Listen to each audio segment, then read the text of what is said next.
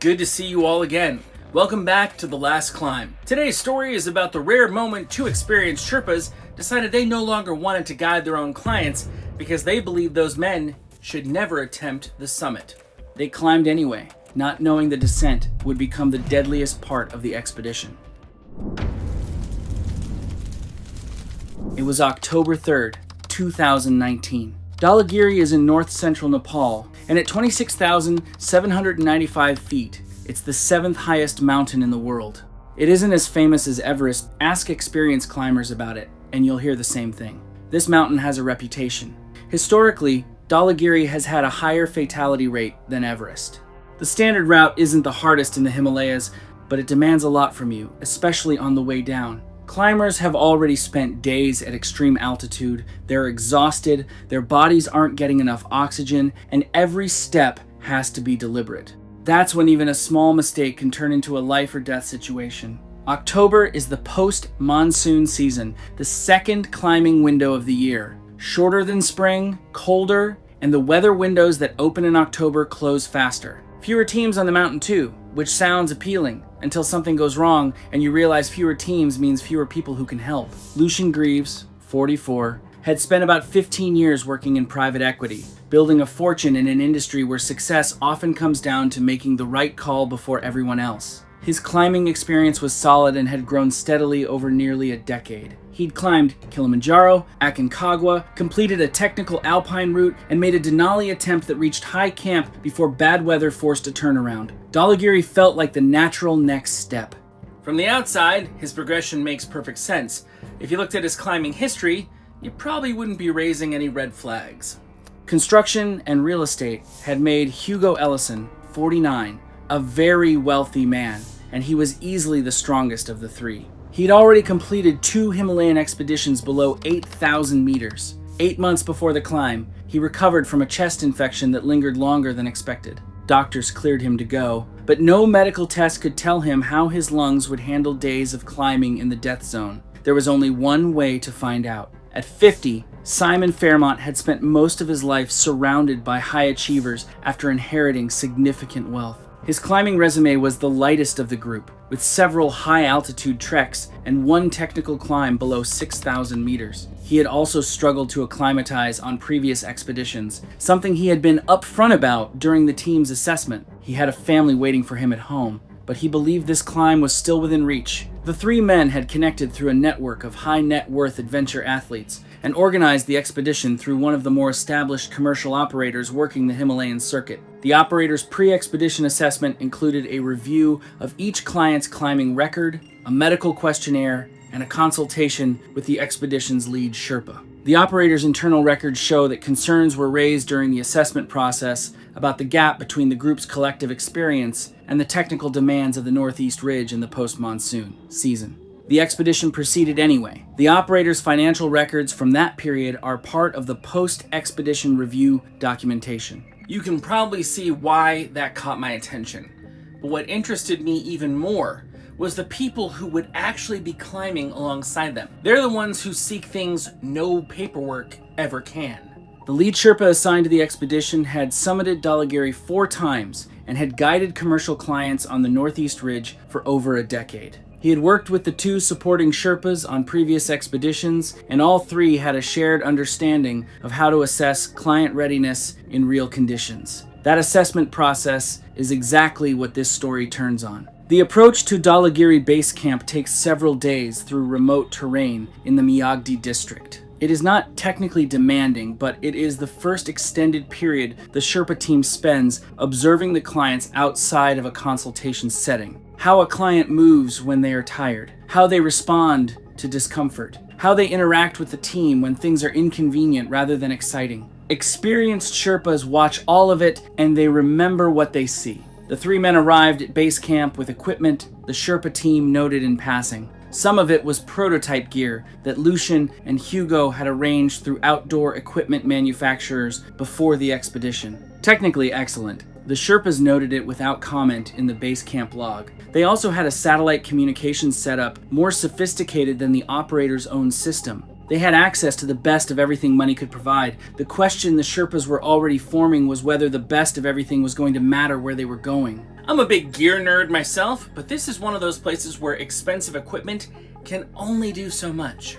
The first rotation climb took the group to approximately 23,000 feet and back. Standard acclimatization procedure and the first real opportunity for the Sherpa team to see the clients in actual mountain conditions rather than in a pre-expedition consultation. Hugo moved well on the ascent and his self-reported condition at the high point was positive. The Sherpa assigned to him logged his breathing rate, the frequency of a persistent cough, and his pace on the steeper sections. The logged observations did not match Hugo's self-report. He attributed the cough to the dry, cold air. The Sherpa's log entry noted its character specifically, distinguishing it from the dry irritation cough that is common at altitude. It doesn't seem like much at first, but details like that are the whole reason Sherpas keep notes. Simon's response to the altitude on the first rotation was slower than the other two. He reported his symptoms accurately each time he was assessed, which the base camp physician noted positively. What the physician's resting assessments were not capturing was something the Sherpas were watching in real time. Simon's recovery between exertion periods at altitude was taking longer than his reported condition suggested it should.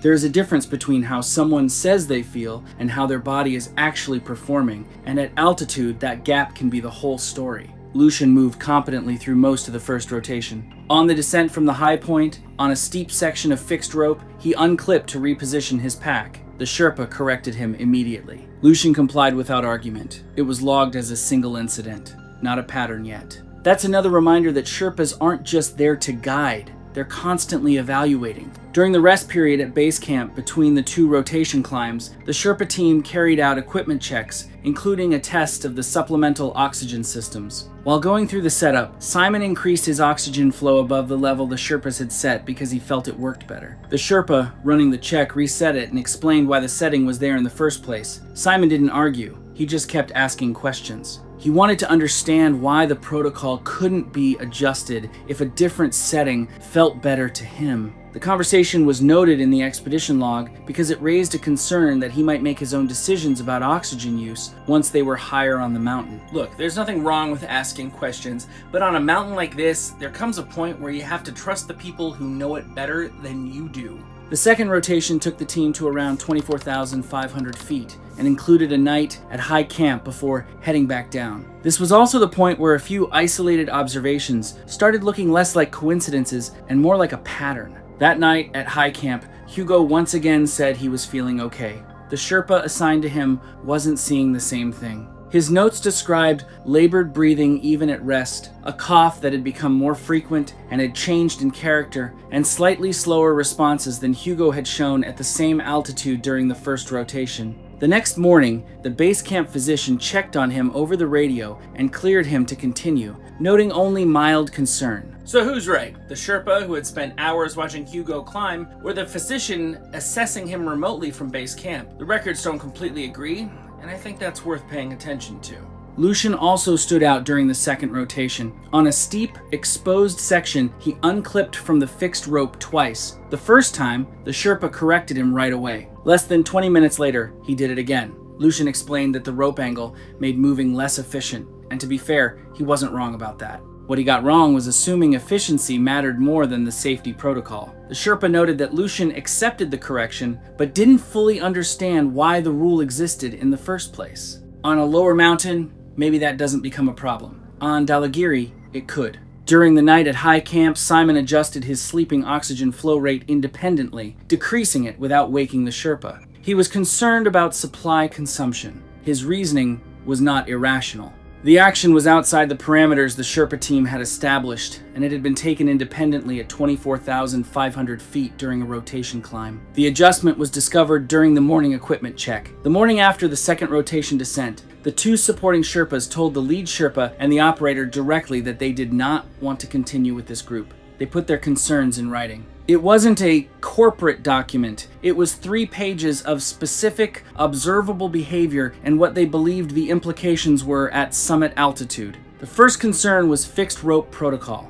The request documented the incidents from both rotation climbs, noted that correction had not produced lasting behavioral change, and assessed that the pattern represented unacceptable risk on the summit route, where fixed rope discipline is the primary safety mechanism on the most exposed sections of the Northeast Ridge. The second was the self-reporting discrepancy observed in Hugo across both rotation climbs. A client who cannot accurately assess his own physical condition under altitude stress cannot be relied upon to make accurate decisions about that condition in the death zone. That is not a personality criticism. It is a safety assessment with a very specific implication. The third was the independent oxygen system adjustment. A client who adjusts critical safety equipment parameters independently during a rotation climb and questions the established parameters when corrected is a client who will do the same thing in the death zone. And in the death zone, the consequences of getting oxygen management wrong are not recoverable. The operator granted the request. The three men were informed and asked whether additional briefing before the summit push could address the concerns. The operator relayed the question to the two Sherpas.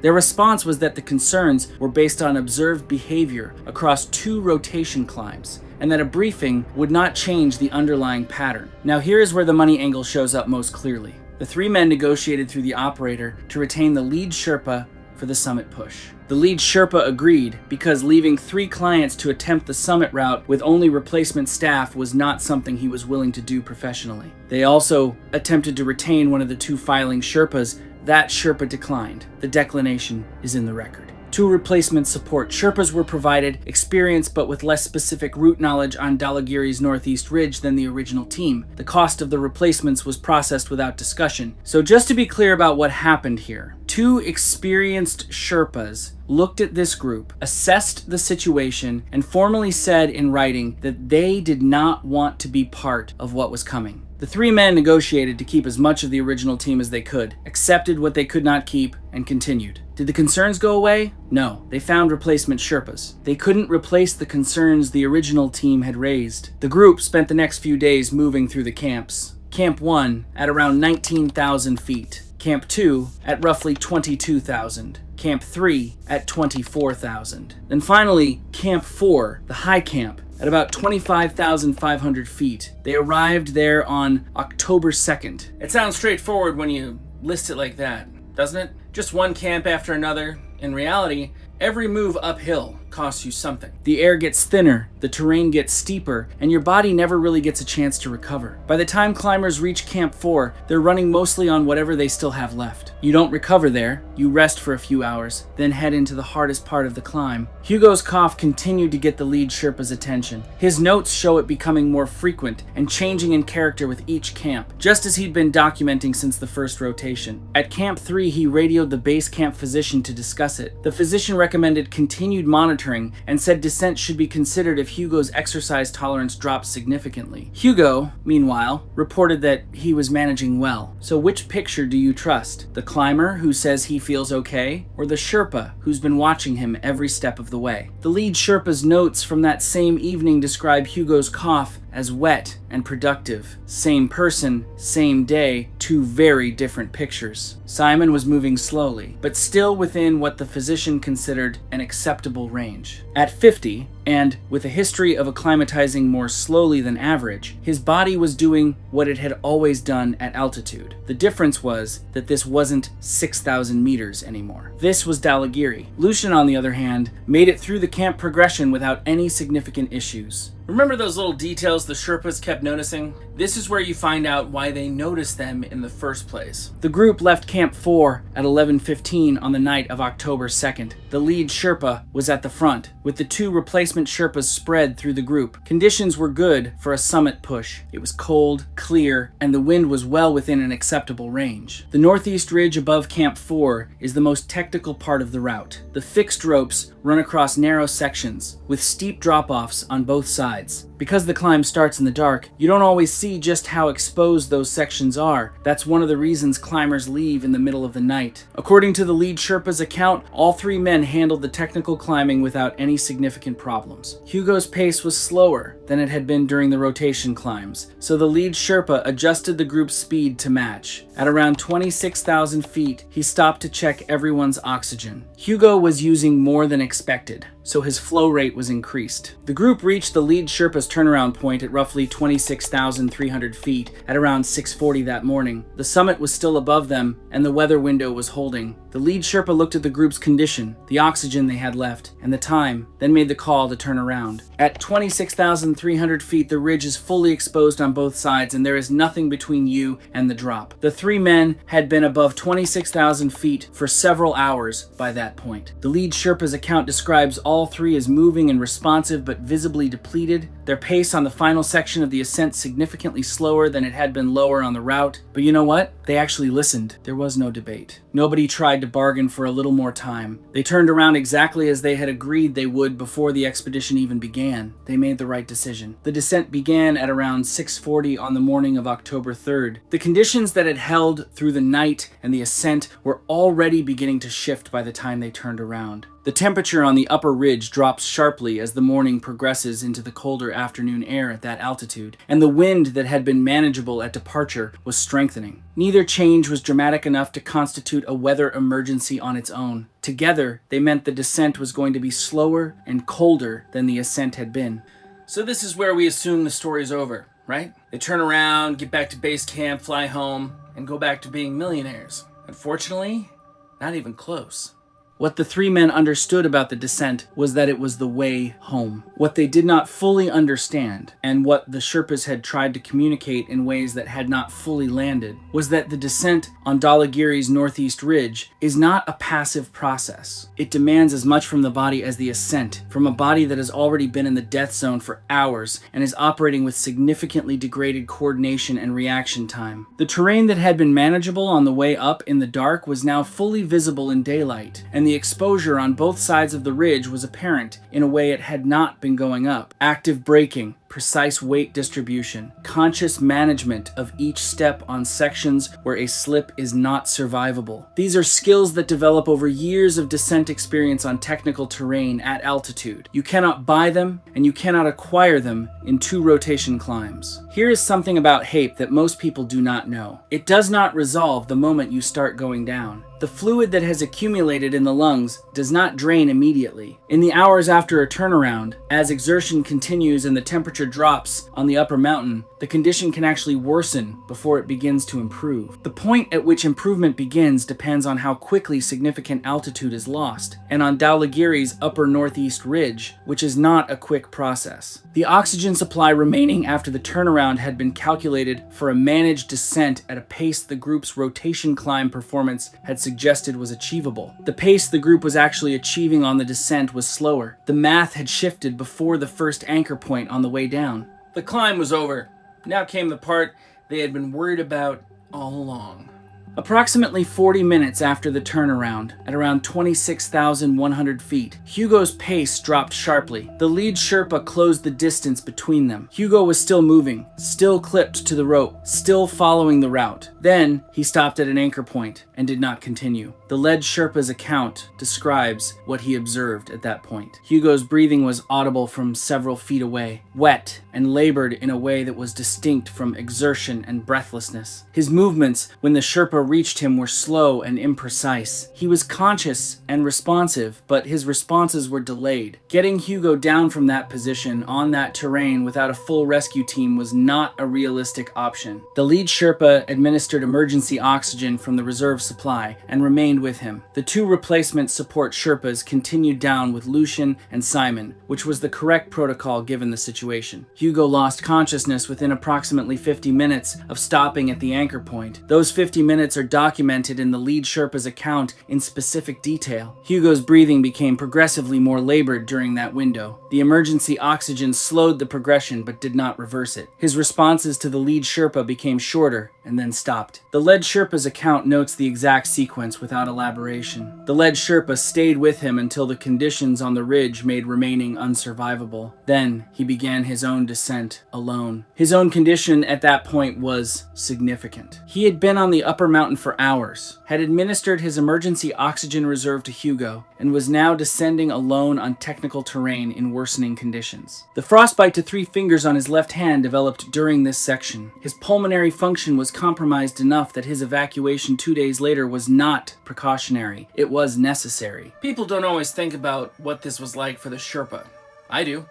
I can't imagine carrying something like that for the rest of your life. Lucian and Simon continued down with the 2 replacement support Sherpas. The replacement Sherpas' accounts describe what they observed during this section. Simon's movement on the technical sections was becoming increasingly imprecise. His foot placement on the steeper sections required correction from the Sherpa closest to him on multiple occasions. At approximately 25,800 feet, he stopped at a rock feature on the ridge. The replacement Sherpa's account describes him sitting down against the rock. He did not get up. Lucian made it the furthest of the 3. The replacement Sherpa account describes him moving slowly but consistently through the section below where Simon stopped, following the fixed rope, maintaining clip discipline. He was within approximately 200 vertical feet of Camp 4 when his movement stopped. He was found on the fixed rope between the upper ridge and Camp 4, still clipped in. That detail has stayed with me since I first read this case. The 2 replacement support Sherpas reached Camp 4 ahead of the lead Sherpa and immediately initiated contact with base camp. The weather window that had allowed the summit push had already closed by the time the full situation was understood at base camp, which meant no rescue ascent was possible in the immediate hours after the calls came in. At those altitudes, in those conditions, a rescue ascent is not a realistic option for any team. The altitude alone limits what the human body can do, and the closing weather window made the upper ridge inaccessible to anyone who was not already on it. The base camp team had the information and none of the options. The lead Sherpa reached Camp 4 in the early hours of October 4th, having descended alone from Hugo's position on the upper ridge. He had frostbite to 3 fingers on his left hand, and his own pulmonary function was significantly compromised. His formal account of the descent established the primary timeline of what had happened